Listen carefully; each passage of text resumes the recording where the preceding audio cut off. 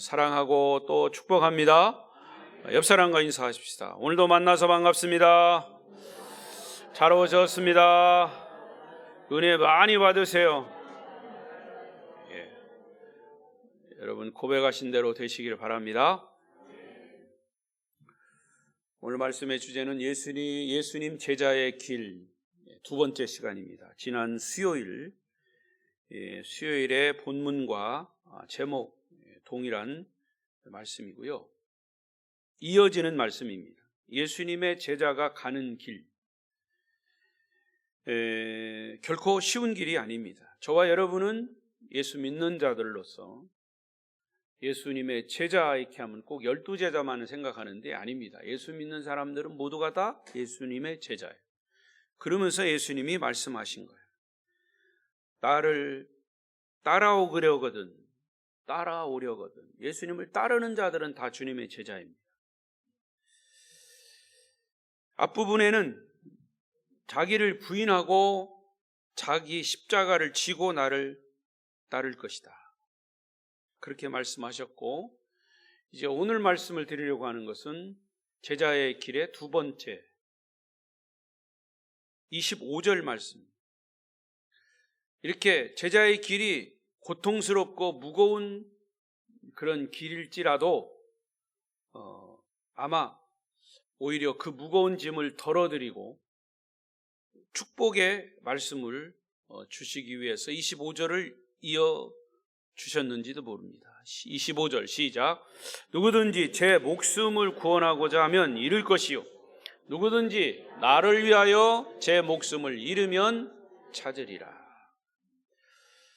25절이 24절과 어떻게 연결이 되는가?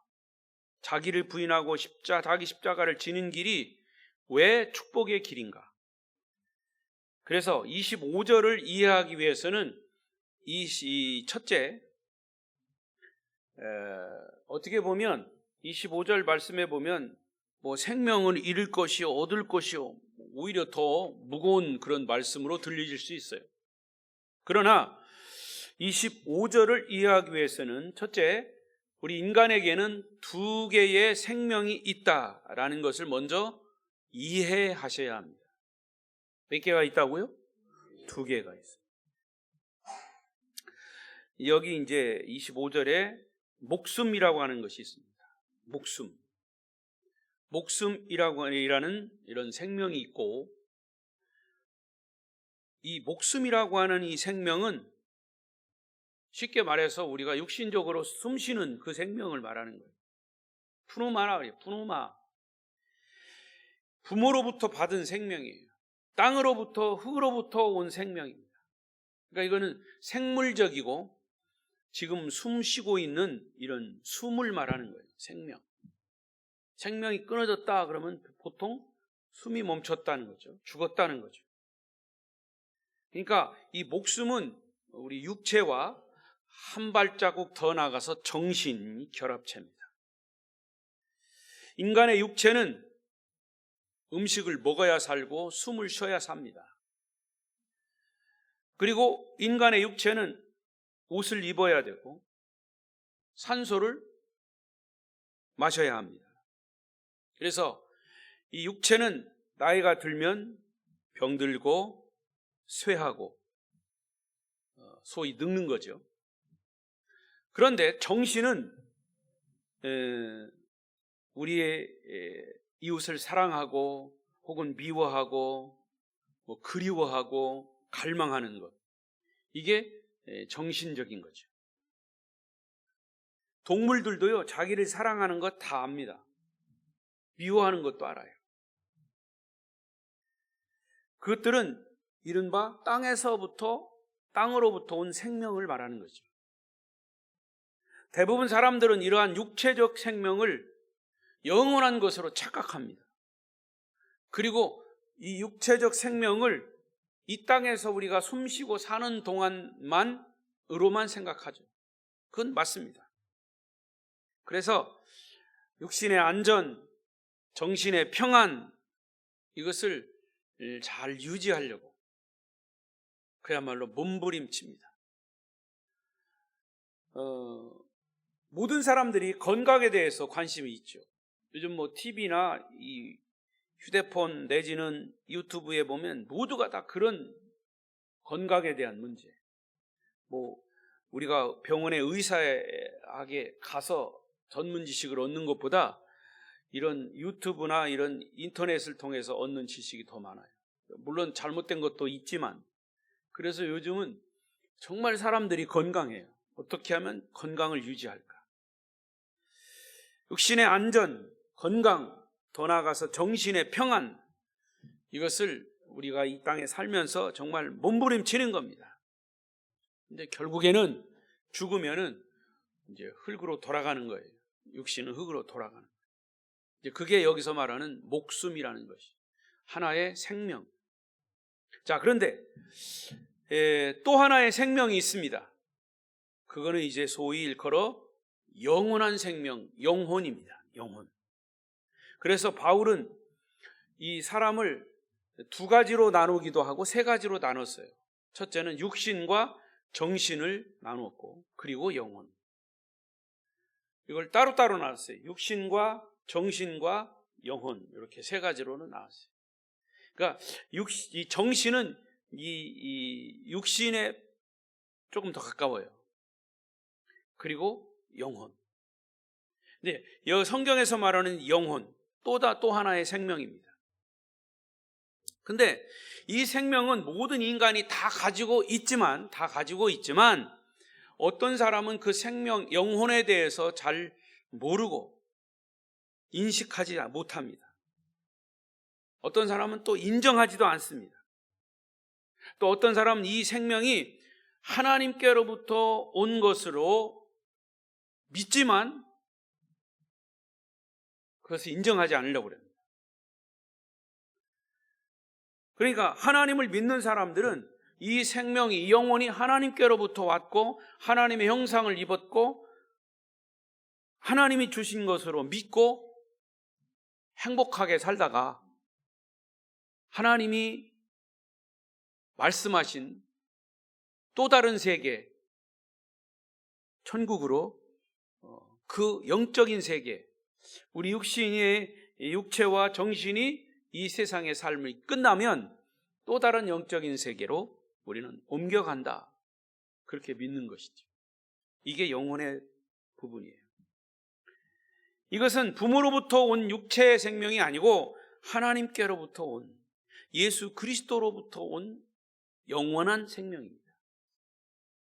이것을 창세기에서는 하나님이 아담과 해와를, 특히 아담을 흙으로 빚어놓으시고 거기에 생기를 불어넣었다. 하나님의 형상을 닮은 생기를 불어넣은 거예요. 할렐루야. 자, 요한복음 1장 4절에 보십시오. 시작. 그 안에 생명이 있었으니 이 생명은 사람들의 빛이라. 이 생명은 예수 안에 있는 생명으로 사람들에게는 빛이라. 이 생명은 사람들의 빛이라 하는 여기서의 빛은 예수 그리스도께로부터 받은 빛을 말하는 것이죠. 자, 또 보겠습니다. 요한복음 11장 25절 6절 시작. 예수께서 이르시되 나는 부활이요 생명이니 나를 믿는 자는 죽어도 살겠고 무릇 살아서 나를 믿는 자는 영원히 죽지 아니하리니 이것을 내가 믿느냐.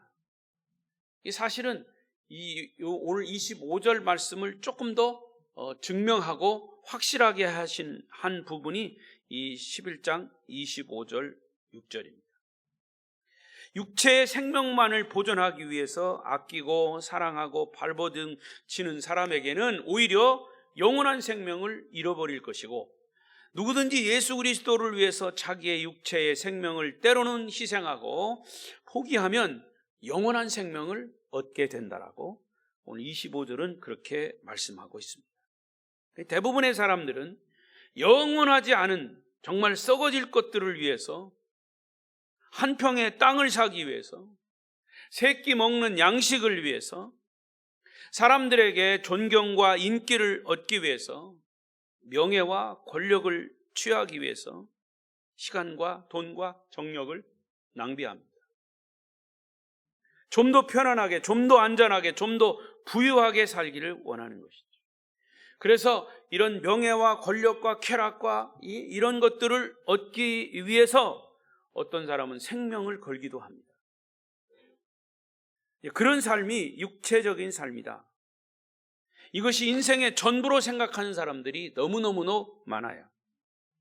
그렇게 살아온 사람들에게 사실은 시간이 지나면 모두가 다 허무와 절망과 두려움밖에 남는 것이 없는 거예요. 그렇게 젊을 때 막 누렸던 것들을 나이 들고서 늙고 움직이지 못하고 정신만이 이제 겨우 있을 때 사람이 뭘 생각할까요?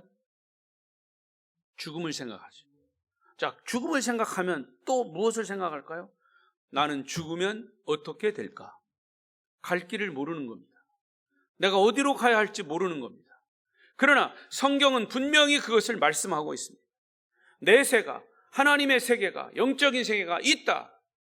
예수 안에 있으면 천국이고 예수 밖에 있으면 지옥이다. 분명히 그 길을 제시하고 있습니다. 여러분, 어떤 길을 가고 계십니까? 어떤 길을 가고 싶습니까? 괜히 물어봤나요? 분명히 우리는 천국 길을 가고 싶으실 겁니다. 그러면 천국 길을 가기 위해서 여러분들이 미리 이 땅에서 준비해야 되지 않겠습니까? 준비하라고 말씀했습니다. 로마서 1장 21절, 사람들의 일반적인 삶을 이렇게 얘기하고 있습니다. 자, 큰 소리 읽겠습니다. 시작. 하나님을 알되 하나님을 영화롭게도 아니하며 감사하지도 아니하고 오히려 그 생각이 허망하여지며 미련한 마음이 어두워졌나니 22절, 스스로 지혜 있다 하나 어리석게 되어 썩어지지 아니하는 하나님의 영광을 썩어질 사람과 새와 짐승과 기어다니는 동물 모양의 우상으로 바꾸었느니라. 하나님을 알고 하나님을 믿어야 할 존재의 인간들이 하나님이 창조한 것을 감사하지도 아니하고 생각이 허망하여지고 미련한 마음이 어두워졌고 스스로 지혜 있다 하나 어리석게 되고 썩어지지 아니하는 하나님의 영광을 썩어질 사람, 썩어질 짐승과 기어다니는 동물 모양의 우상으로 하나님을 대체했다. 우상으로 바꿨다. 얼마나 어리석냐? 그런 삶을 사람들이 산다 그 말이에요. 그런가 하면 반대로 영원한 가치와 영원한 생명을 소유하고 사는 사람들, 예수 안에 있는 사람들, 예수 믿고 구원받은 여러분들임을 믿습니다. 이 사람은 세상과 육체의 욕심, 허영으로 사는 사람이 아닙니다. 자기의 육신과 옛사람을 포기하고 스스로 감당해야 할 자기 십자가를 감사함으로 기쁨으로 지면서 고난의 세상을 영광스럽게 살아가는 자들입니다. 그러나 하나님의 생명을 소유한 사람들은 불필요한 자존심, 오만, 편견 이런 것들에 종이 되지 않습니다. 오직 표대를 향해서 그리스도 예수 안에서 하나님이 위해서 부르신 부름의 상을 위하여 달려가는 자들이라 그랬어요. 바로 여러분 자신이 되시기를 바랍니다. 가난하면 가난한 대로, 부유하면 부유한 대로 자기가 처한 상황에서 하나님의 은혜에 감사하며 삶의 의미를 찾아가며 하나님이 우리를 지으신 목적이 무엇인가를 찾아가면서 살아가는 자들, 이런 사람이 영원한 생명을 소유하고 사는 사람들입니다. 이런 사람들은 돈 때문에 생명 걸지 않습니다. 자기 자존심 때문에 목소리를 높이지 않습니다. 오히려 하나님 주신 우리의 목숨, 우리 주신 건강, 우리에게 주신 어떤 직업, 물질, 이것을 하나님의 주신 은혜로 알고 감사하며 시간도 드리고 물질도 드리고 몸으로도 헌신하는 자들이에요. 그래서 예배를 생명처럼 하는 겁니다. 따라하십시다. 예배를 생명처럼. 여러분, 생명이 여러분에게 가장 귀하다면 하나님 앞에 예배하는 그것도 생명 이상으로 귀한 것입니다. 이 말은 바꿔 말하면 하나님 앞에 예배하는 것을 생명처럼 여긴다고 하는 것은 하나님을 내 생명보다 더 귀하게 여긴다 그 말입니다. 그러면 내 생명까지도 하나님이 책임지신다 그 말입니다. 이런 인생길이 제자의 삶이요, 제자의 길인 것입니다. 여러분은 어떤 인생길을 가고 계십니까? 두 번째로, 우리 인간에게는 겉사람과 속사람이 있습니다. 고린도후서 4장 16절 18절에 사도 바울이 이렇게 얘기했습니다. 시작. 그러므로 우리가 낙심하지 아니하노니 우리의 겉사람은 낡아지나 속사람은 날로 새로워지도다. 우리가 잠시 받는 환난에 경한 것이 지극히 크고 영원한 영광에 중한 것을 우리에게 이루게 함이니 우리가 주목하는 것은 보이는 것이 아니요 보이지 않는 것이니 보이는 것은 잠깐이요 보이지 않는 것은 영원함이라. 할렐루야. 겉사람과 속사람을 이렇게 딱 대조시키면서 말씀하셨어요. 겉사람은 누굽니까? 아까 얘기한 우리 인간의 육체입니다.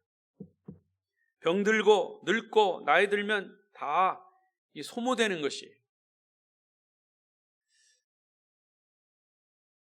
이 자리에 있어서 미안합니다만은 우리 집사람하고 아까 어디 갔다 오면서 뒤에서 그러는 거예요.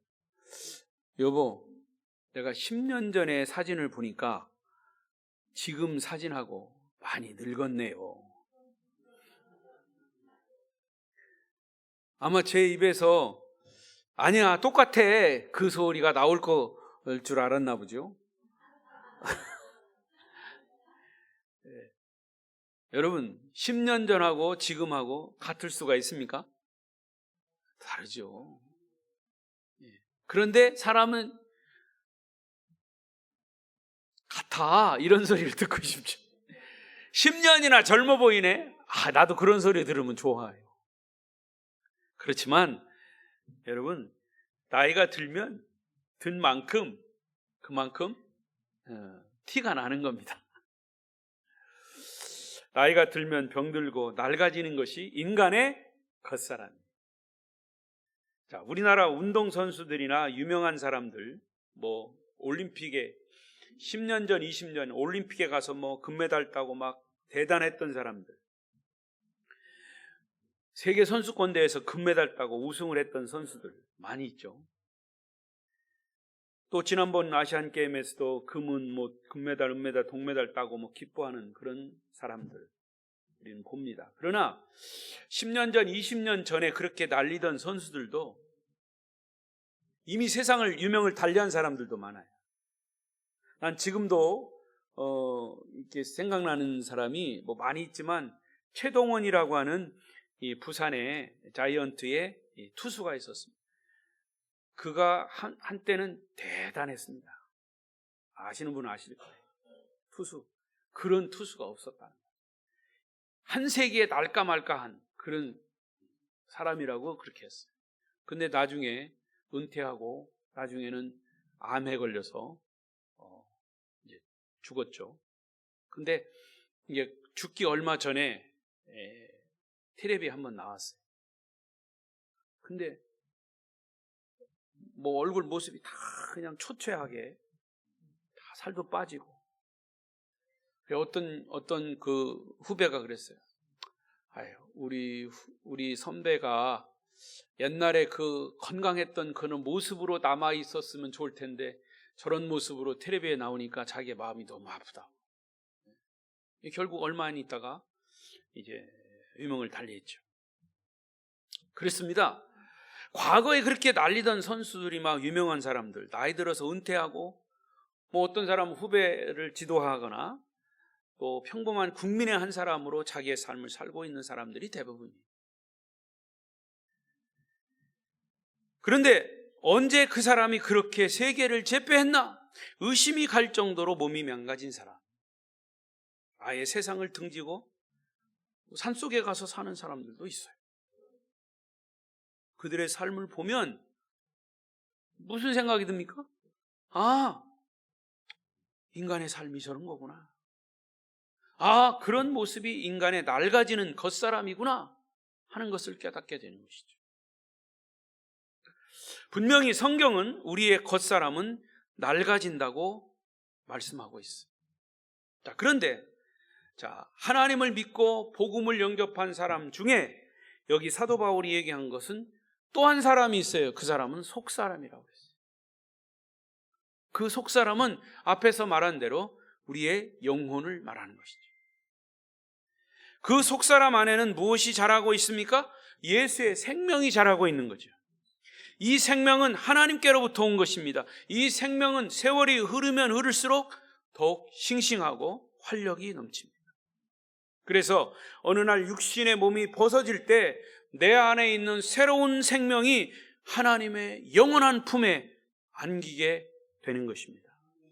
인간의 육체의 죽음은 이 생명을 죽일 수가 없어요. 그래서 겉사람은 후패에 가지만 나이 들어 병들고 아파가고 별 볼일 없이 그렇게 보여질지 몰라도, 그러나 예수의 생명이 안에 있는 사람은, 속사람은 날로 새로워지는 겁니다. 겉사람이 가진 문제를 다 내려놓으면 속사람이 살아날 줄로 믿습니다. 때로는 육체의 목표를 내려놓으면 영원한 목표를 얻게 되는 겁니다. 속사람은요, 죽음을 초월해서 하나님 앞에 갈 때까지 예수의 생명으로 계속 왕성해지는 겁니다. 예수의 생명을 소유하시는 성도들이 되시기를 축복합니다. 그리고 세 번째는 25절 말씀을 더 강조한 말씀이 26절이에요. 26절 읽어보겠습니다. 시작. 사람이 만일 온 천하를 얻고도 제 목숨을 잃으면 무엇이 유익하리요? 사람이 무엇을 주고 제 목숨과 바꾸겠느냐? 어떤 사람이 이 세상에서 돈을 많이 벌었어요. 권력도 명예도 부도 얻었어요.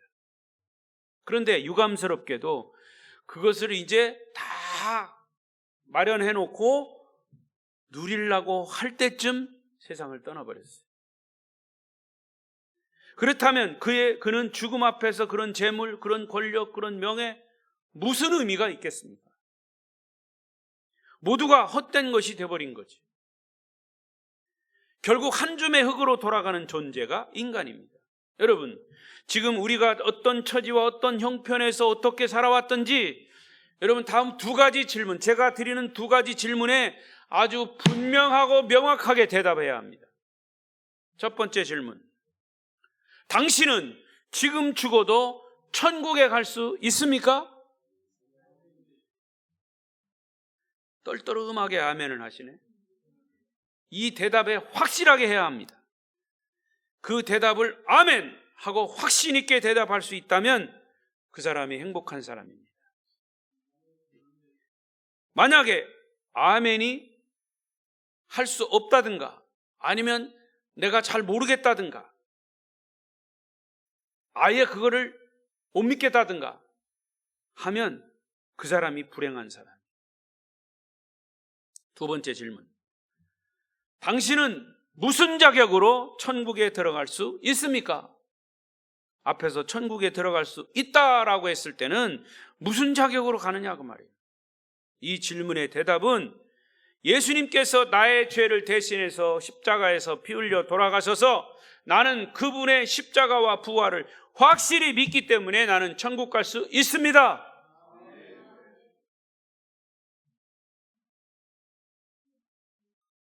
천장이 뚫어지도록 아멘 해야 돼요. 그렇게 정말 믿습니까? 거기에 대한 확신이 없으면 천국 못 가는 거죠. 오늘 이 두 가지, 여러분이 두 가지 질문에 자신 있게 대답할 수 있어야 합니다. 그리고 박재규 목사가 아름다운 교회에서 목회를 하고 마친 후에도 누가 물어보더라도 당신은 천국 갈 수 있습니까? 이렇게 물으면 갈 수 있습니다. 뭐 때문에 갑니까?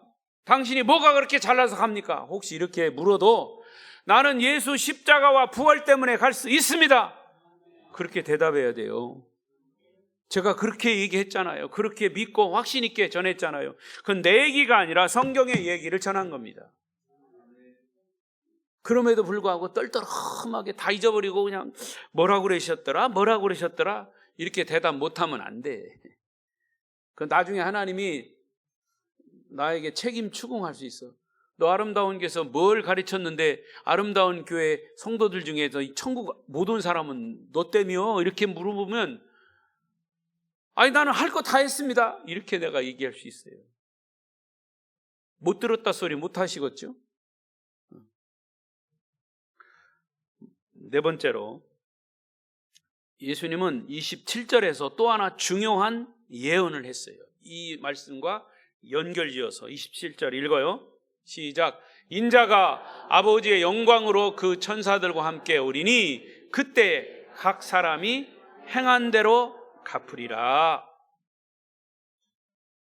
이 말씀은 쉽게 말하면 예수 믿으면 구원이고 구원은 예수 믿을 때 구원이에요. 그리고 축복은 우리의 행한 대로. 구원은 행함으로가 아니라 예수를 믿음으로예요. 축복은 행함으로예요. 할렐루야. 이 말씀은 바로 그런 의미예요. 마태복음 25장에 미련한 5처녀와 지혜로운 5처녀가 나옵니다.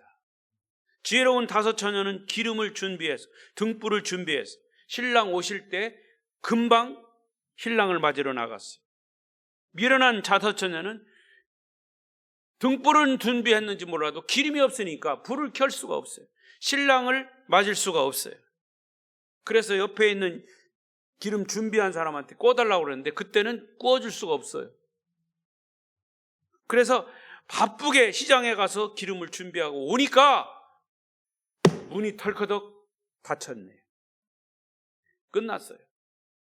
그런 얘기입니다. 신랑은 밤에 도적같이 왔다.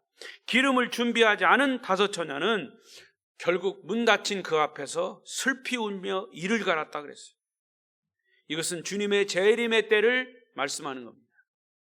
주님은 분명히 다시 오십니다. 할렐루야. 도적같이 오십니다. 여러분, 이번 하마스와 이스라엘 전쟁 일어났죠. 어디서부터 전쟁이 시작됐어요? 하마스가 5,000발의 미사일을 포를 쏴버렸어요. 갑자기 쏜 거예요. 근데 이번에 자꾸 밝혀지는 거 보니까 땅굴을 파가지고 전화선을 연결하고 거기다 무기 해놓고 다 준비를 했던 거예요.